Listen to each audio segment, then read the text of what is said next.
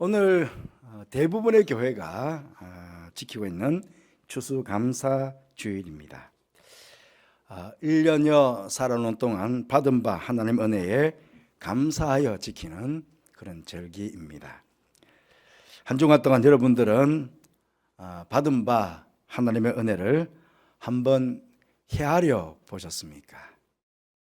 오늘 이 자리에 나오시면서 그 받은 바 은혜를 감사하며 나오셨는지요? 오늘 말씀에 감사로 제사를 드리는 자가 하나님을 영화롭게 한다, 그렇게 말씀하셨습니다. 성도로서 우리가 살아가는 삶의 목적이 무엇입니까? 너무나 잘 알지요. 고린도전서 10장에 있는 말씀처럼 먹든지 마시든지 무엇을 하든지 다 하나님의 영광을 위하여 사는 것, 이게 우리의 삶의 목적입니다. 오늘 말씀을 하자면 바로 하나님을 영화롭게 하는 것이 우리의 삶의 목적인 것입니다.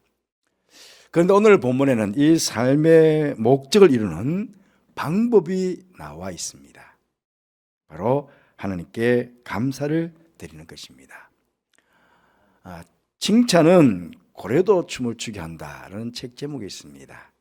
이 제목을 빗대어서 누군가 이렇게 말하더군요. 감사는 하나님도 춤을 추게 한다. 그렇습니다.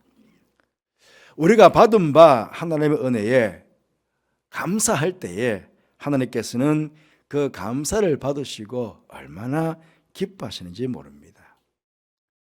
물론 개인마다 정도의 차이는 있겠지만 어떤 분은 나는 그래도 도저히 온전히 감사한 마음이 들지 않는다고 그렇게 말씀하실 분도 계실지 모르겠습니다. 건강하던 몸이 어느 날부터 갑자기 아프기도 하고, 잘 다니던 직장 갑자기 잃기도 하며, 잘 나가던 사업이 어려움을 맞기도 하고, 행복했던 가정이었는데 어느 날 근심의 어두운 그림자가 들어오기도 하고, 자식들 걱정도 끼치고, 그러다 보니 감사를 잃을 수도 있는 것입니다. 하지만 우리 믿는 성도들은 범사에 감사해야 됩니다. 범사에 감사하라. 이것은 우리를 향하신 하나님의 뜻이라고 했습니다. 뿐만 아닙니다. 우리는 범사에 감사해야 됩니다. 왜입니까? 우리는 우리를 한없이 사랑하시고 은혜를 베푸시는 하나님을 믿는 성도이기 때문에 그렇습니다.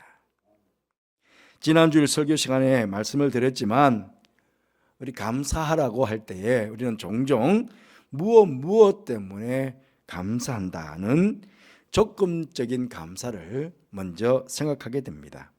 무엇을 받았기 때문에 감사하고, 사업이 잘 됐기 때문에 감사하고, 건강을 회복했기 때문에 감사하고, 자녀들이 성공하고 만사가 술술 잘 풀리기 때문에 감사합니다. 물론 이런 감사는 당연한 감사로 마땅히 해야 합니다.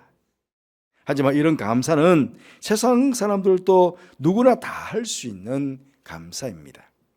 우리 성도들은 세상 사람들과는 전혀 차원이 다른 감사가 있습니다. 그것은 바로 어떠한 상황 속에서도 감사할 수 있는 신령한 감사입니다.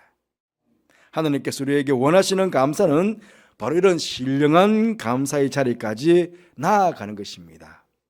우리가 몇 가지 예를 들어보면 뭡니까?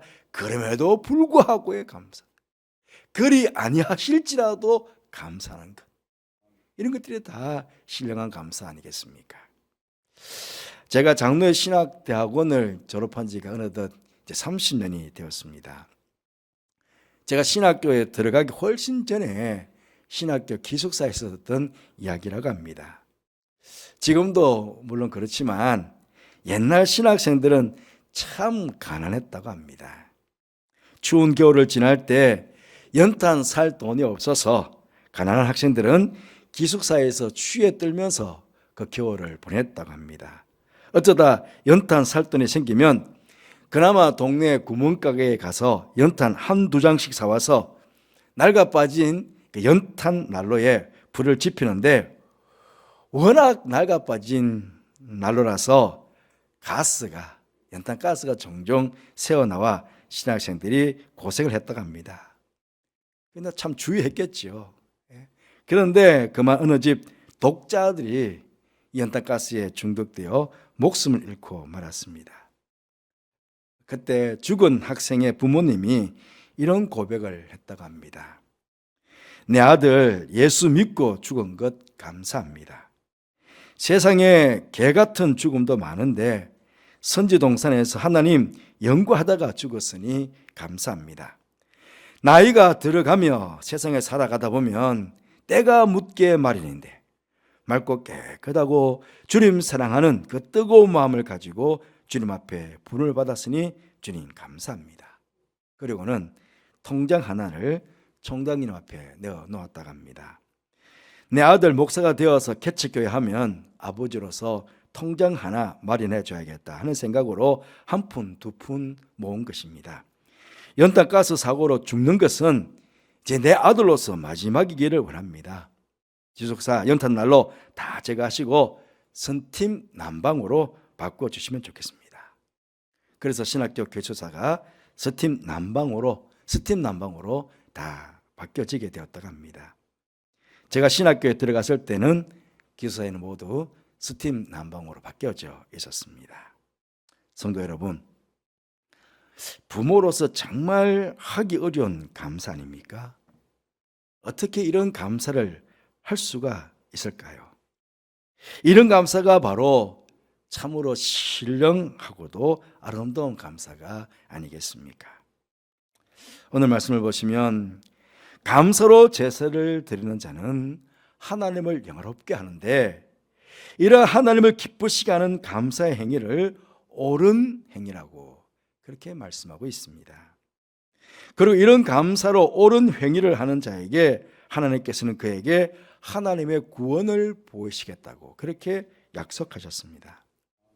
이런 성경에서 이 구원이라는 것은 우리가 사실 규정하기가 아주 어려울 정도로 방대합니다. 하나님의 자녀로 인치심을 받는 것도 구원이지만요, 생명의 길로 인도하심을 받는 것, 은혜를 베풀어 주시는 것, 평강을 허락하시는 것, 하나님의 자녀가 잘되게 하시는 것, 어려운 일 가운데 지켜주시는 것, 환난 가운데 보호해 주시는 것, 시험을 극복할 수 있도록 힘을 주시는 것, 이 모든 것들이 다 포함되는 것이 바로 구원이라는 것입니다. 이런 구원을 이사야 12장 22절 3절 말씀 보시면 이렇게 말합니다. 보라, 하나님은 나의 구원이시라. 내가 신뢰하고 두려움이 없으리니 주 여호와는 나의 힘이시며 나의 노래시며 나의 구원이심이라. 그러므로 너희가 기쁨으로 구원의 우물들에서 물을 기르리로다. 그렇게 고백합니다.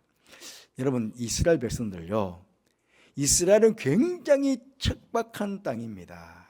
그러니 이 척박한 땅의 우물은 그들에게는 생명 그 자체입니다. 뭐 우리나라도 마찬가지죠. 우리나라 우물 그러면 어떻습니까? 지금 이제 겨울이 돼 가는데요. 겨울날 우물 펴보면 물은 따뜻하죠, 손에. 여러분, 시원하고. 그리고 우물은요, 모자람이 없습니다. 늘 아무리 퍼 올려도 계속 우물은 모자람도 더함도 없이 가장 일정하게 우물물이 있습니다. 근데 그 우물도 가만히 보면 늘 새로운 물들로 채워집니다. 옆에서 계속 물들이 들어오죠. 여러분, 그렇습니다. 하나님께 감사하는 자에게 하나님께서 구원을 베풀어 주시는데 그것은 항상 구원의 우물에서 기쁨으로 하나님의 새로운 은혜들을 언제나 날마다 맛보며 살게 하시는 것입니다. 오늘 받은 은혜가 달라요. 오늘 받은 구원의 은혜가 달라요. 내일 받은 구원의 은혜가 달라요. 날마다 새로운 은혜들로, 새로운 구원의 은혜들로 그렇게 기쁨으로 맛보도록 해주시는 것이 바로 하나님의 구원입니다. 근데 그 구원을 누가? 바로 하나님께 감사하는 자가 그 우물의 기쁨을 받겠다는 것입니다. 요사이 사는 게 좀 어떻습니까? 라고 물어본다면 여러분들 어떻게 대답하시겠습니까? 사실은 모두가 사는 게 다 힘들다 보니 뭐 한마디로 죽을 맛입니다. 뭐 죽지 못해 삽니다. 이렇게 대답하는 사람들이 참 많이 있지요. 하지만 여러분, 우리 성도들은 죽지 못해 삽니다. 이렇게 대답이 나와서는 안 되는 건 잘 아시죠. 오히려 사는 건요, 하나님의 은혜로 참 감사하며 그렇게 오늘도 살지요. 이렇게 대답하며 살아가는 우리 모두가 되어야겠습니다. 바로 없기는 오늘 이 추수감사 주일에 하나님께 진심으로 감사하시는 여러분들 되시기를 바랍니다. 앞으로 어떤 형편에 처할지라도 흔들리지 않고 믿음에 굳게 서서 오늘뿐만 아니라 언제나 범사에 감사함으로 하나님을 영화롭게 해드리고 하나님께서 베푸시는 구원의 은혜로 날마다 그 은혜를 누리며 살아가는 귀한 성도의 삶이 되시기를 주님의 이름으로 축복합니다.